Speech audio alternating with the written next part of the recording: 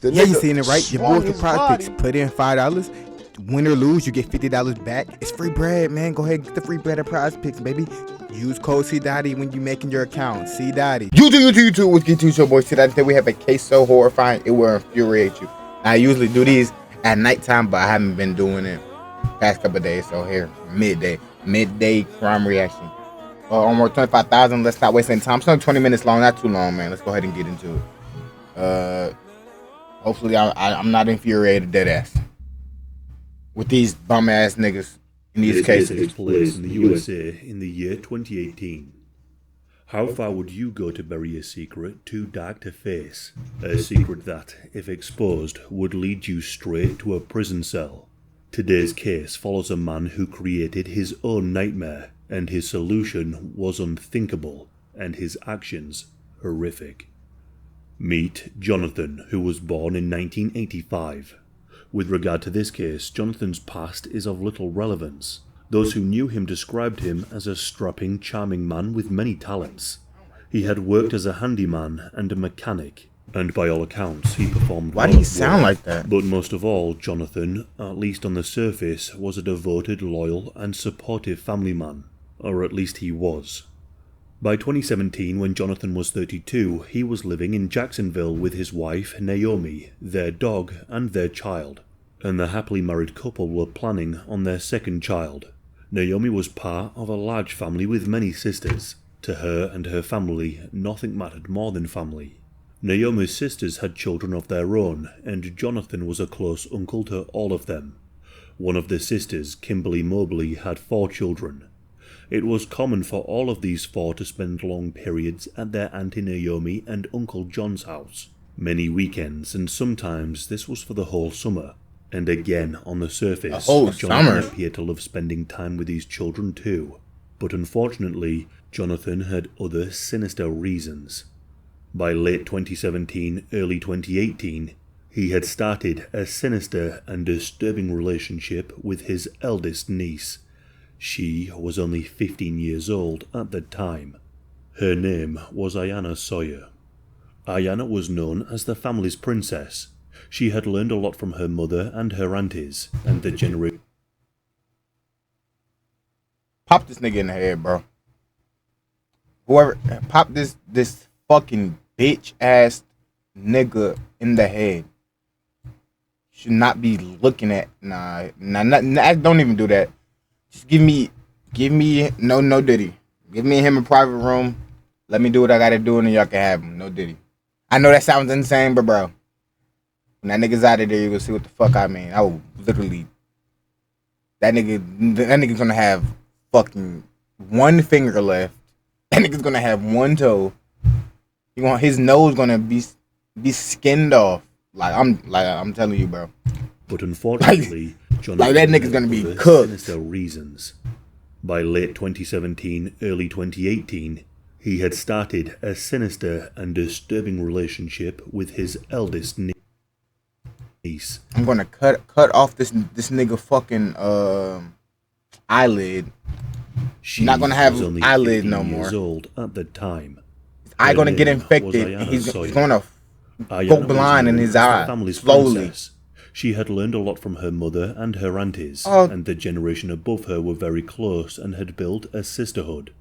Ayanna shared the same bond with her younger sister, who is known as SS. She also had 2 little brothers. She would teach her little brothers to read, write, and how to behave with respect.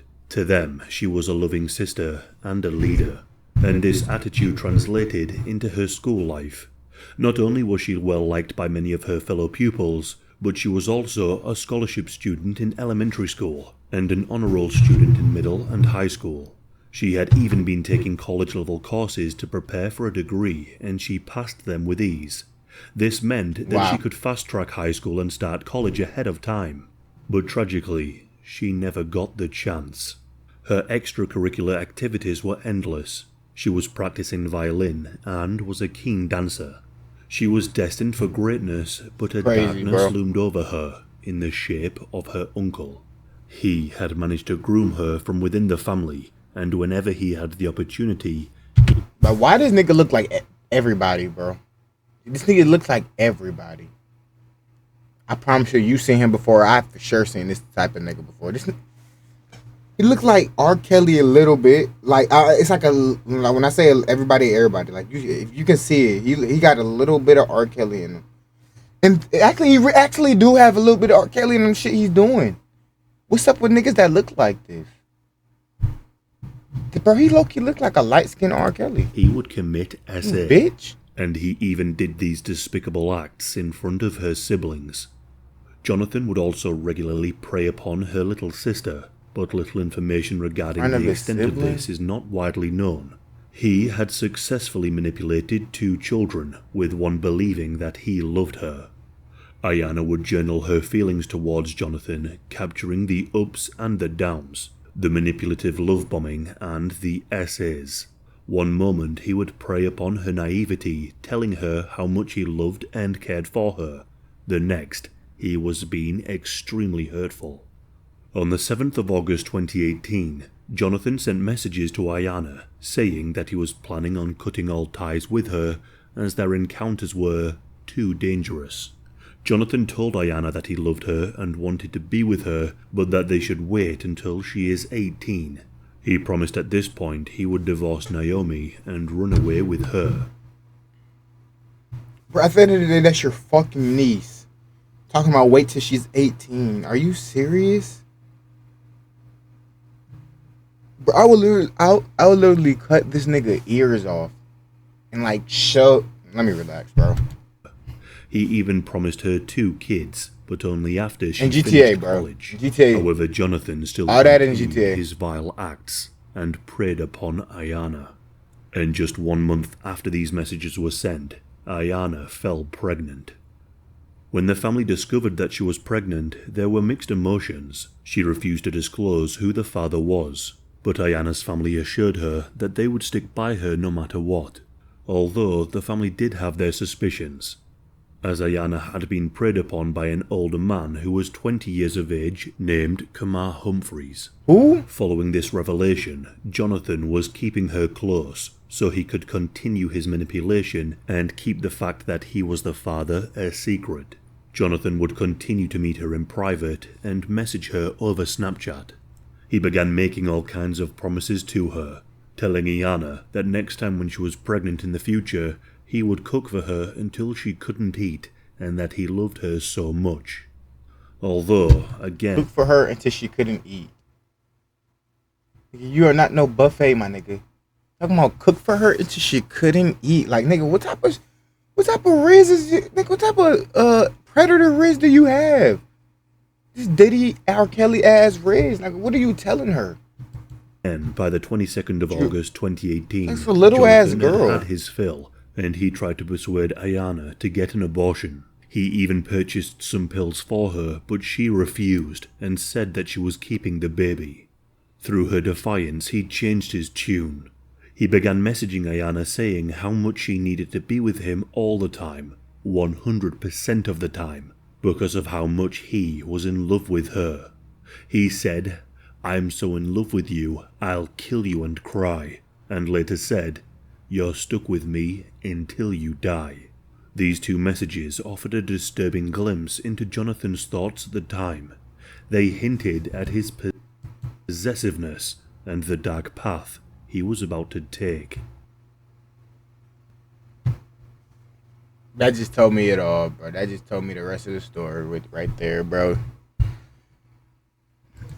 Jonathan used love as a way to keep her close, but beneath it, the fear was growing. The truth threatened to surface, and he felt his world closing in around him. Jonathan became restless. He wasn't sleeping. He was never going to run away with Ayanna when she got old. Bro, why they keep showing this shit? Why they keep showing this nigga staring at me? I will beat the living piss out of you, bitch. On everything I love. You are a bitch. Nothing more, nothing less. Older, and he had no intention of ruining his marriage with Naomi. By late 2018, Naomi was pregnant. The thought of his crimes being exposed pushed him to the brink. Is that her? The No, it's not lies, her. The secrets were all closing in, and to him, he only saw one way out: to remove her from his life. Jonathan wanted to make sure that she was gone forever. The 19th of December 2018 started as a normal day. Ayana and her sister had gone to high school together on the bus, but by the end of the day, her sister got on the bus alone. Ayana was nowhere to be seen. She had been picked up from school around midday by Jonathan and had taken her to his place of work, a junkyard called Ace Pick-a-Part. She had with her school bag and a second bag full of clothing. She believed that they were going to run away together, but Jonathan had a sinister plan, serious? along with his 9mm pistol. Why would you want to run away with this nigga? But this nigga's a fucking manipulative bitch, bro. CCTV witnessed Jonathan leave the junkyard and return. However, advantage of kids. Ayana was concealed on the way in. He knew exactly where each camera was located. They then went to an area of the compound where there is no video surveillance. It was also incredibly loud in this area of the site. Loud enough to hide screams. Loud enough to hide bullets. Jonathan had chosen this day for a particular reason. The following day would be the trash collection day. Jonathan was the sole person in charge of the 40-yard industrial garbage unit collection, and he knew where the garbage went. He also knew there was a forecast of rain, meaning he could end Ayana and dispose of her body in a location where any evidence would likely be washed away. Jonathan had been threatening in the past and also abusive, but to her, he was still her lover and her uncle. They got all the evidence He on had the driven phone. her to an area and then told her to step out of his vehicle and into a red sedan. This red sedan car had already been chosen for crushing the following day. Any trace of her DNA would be wiped away. Upon entering the vehicle, Jonathan wrapped his hands around her neck. Strangulation was his first choice. He watched as the life drained from her body. But he couldn't stomach it. The intimacy of killing her with his bare hands was too much for him to bear. So he let go.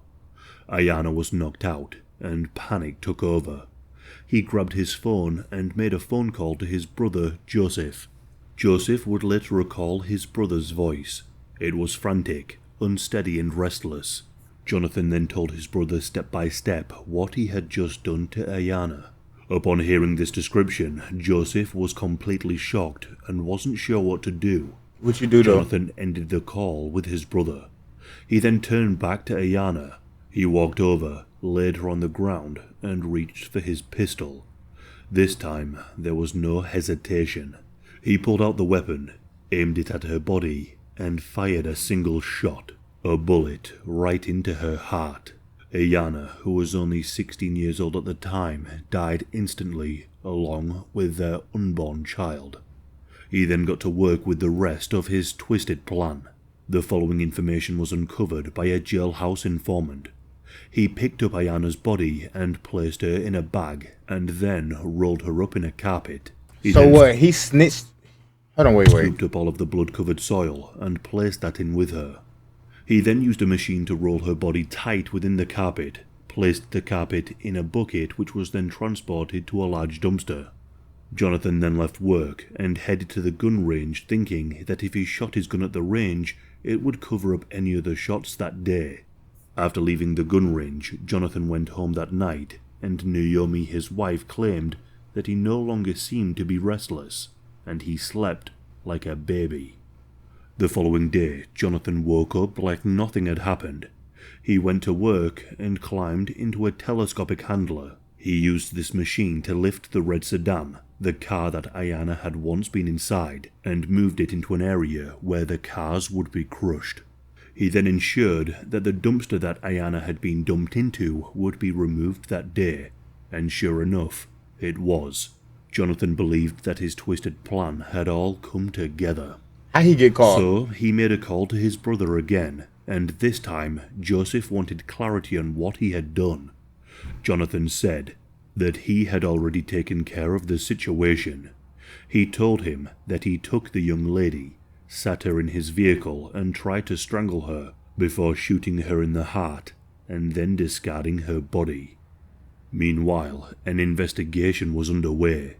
When Ayanna didn't return home from school, her mother became desperately worried. The family knew that something was horribly wrong. The police reacted to the overwhelming worry and they checked the CCTV footage around the school. At 11 a.m., Ayanna was seen leaving the school with 2 bags, a school bag and one more, but nobody could see where she went. The family called her, texted her, and left her numerous voice messages. They don't have no cameras outside the school? But there was no response. No parking lot? After 2 days of searching for her, the police escalated the case from a runaway to a missing person. Ayanna's mother Kimberly then began searching Ayanna's room for any clues to where she could be. It's at this point that she found a strange document on her computer in the recycling bin.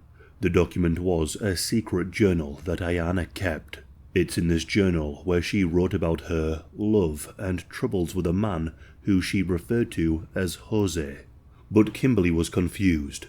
Who was Jose? Kimberly asked Ayanna's sister SS who Jose was, to which she hesitantly responded. She explained that this was a codename, and that Jose was really Uncle Jonathan.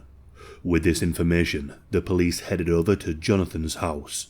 This took Naomi and Jonathan by surprise. Jonathan dismissed the accusations. He called them crazy. He said the idea that he had any romantic involvement with Ayanna was ridiculous.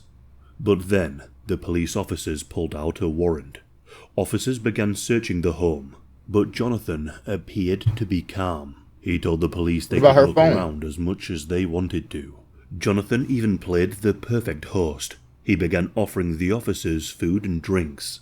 But then, the officers began questioning Jonathan. The police brought up a hidden, deleted document found on Ayanna's computer. They suspected the person named Jose was actually Jonathan. Jonathan and Naomi didn't seem surprised by this. They admitted that there were some rumors about him and Ayanna in the past that had surfaced, and that the family had even cut them off for a while. But then, deciding the rumors weren't true, the family let them back in. So, these accusations weren't anything new. To them, the document wasn't even shocking. They dismissed it as nothing more than a girl's fantasy. However, the police weren't going to take any chances, and so Jonathan was brought in for questioning at the station. During the interviews, he stayed composed. He was calm and collected.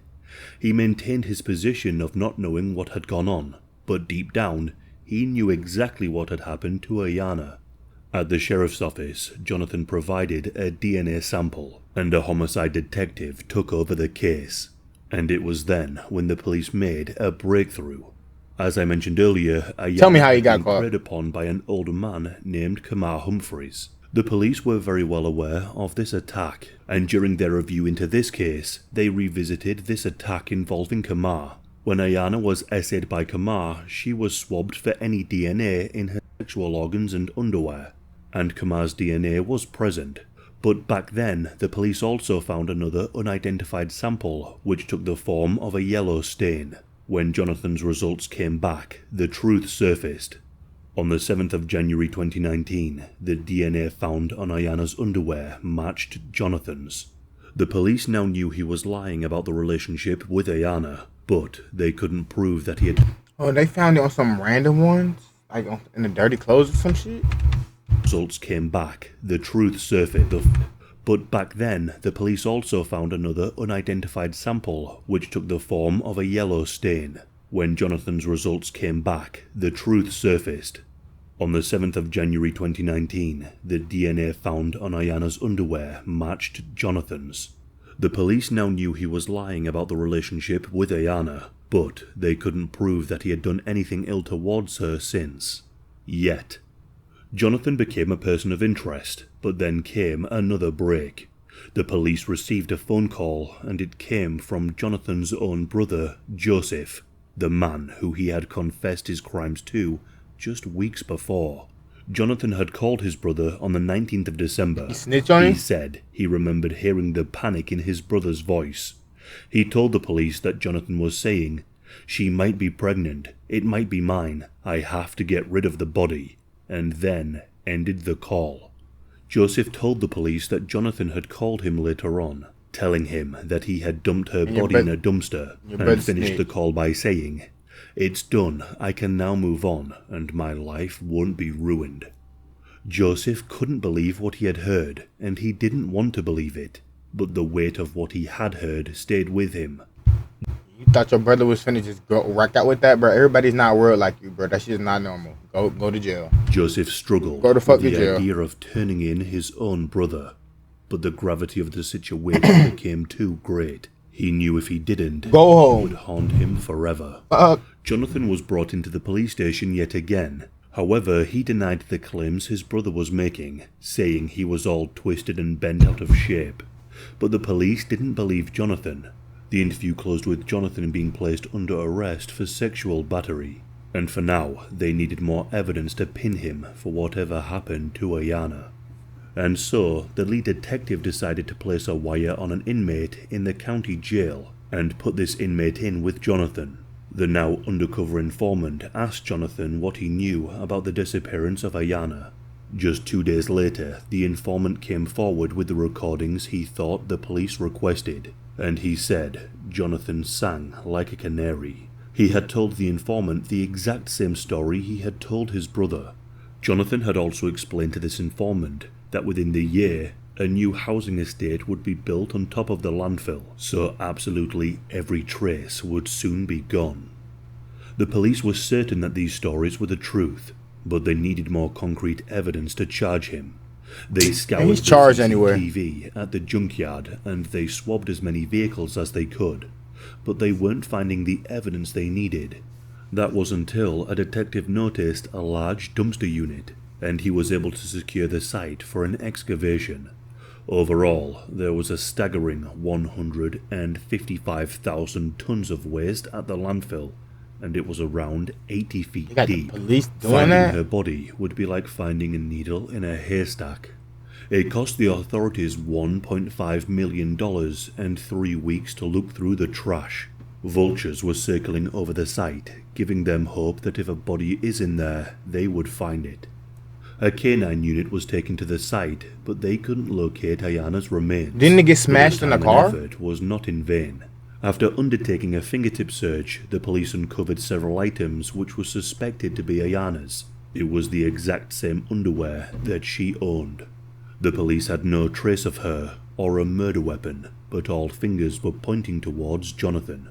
So on the 18th of July 2019, the investigators sent the case to a grand jury. And this grand jury decided to charge Jonathan with first-degree murder for Ayanna and their unborn child. Sadly, it took over 4 years for the case to reach trial. On the 14th of September 2024, Jonathan stood in court as the charges were read to him. Was he free for 4 years? The weight of his crimes were laid out before him. If found guilty, the death penalty was on the table, and the trial moved incredibly quickly. Within just 6 days of the trial, the jury heard damning testimonies. Jonathan's brother, inmate informants, and Ayanna's little sister all came forward. Then came the Snapchat messages they had exchanged over the years. But what shook the courtroom most were the horrifying threats, when Jonathan once said, "I am so in love with you, I'll kill you and cry." The jury had heard enough. There was no direct evidence. No eyewitnesses to the murder, no CCTV, no obvious murder weapon, and no body. But the truth was extremely clear. In less than an hour of deliberation, Jonathan was found guilty of all charges. A death sentence was on the cards. However, for a death sentence to be applied for crimes committed before 2023, the jurors must all unanimously agree on all aggravating factors in the case. On the 25th of September 2023, Jonathan was sentenced to life in prison without the possibility of parole. He probably gonna get offed in jail though, I'm not gonna lie. He probably gonna get offed in jail. The jury had decided. They felt a sense of relief knowing that the man convicted of killing Ayanna would stay in jail for the rest of his life. The case of Ayanna is unbelievably tragic. She was a girl with so much ahead of her and... R.I.P. nigga. Bow, bow, bow, nigga. Fuck you. This shit just pissed me off. I'm sorry. I don't know what 25,000 men I'm out this bitch.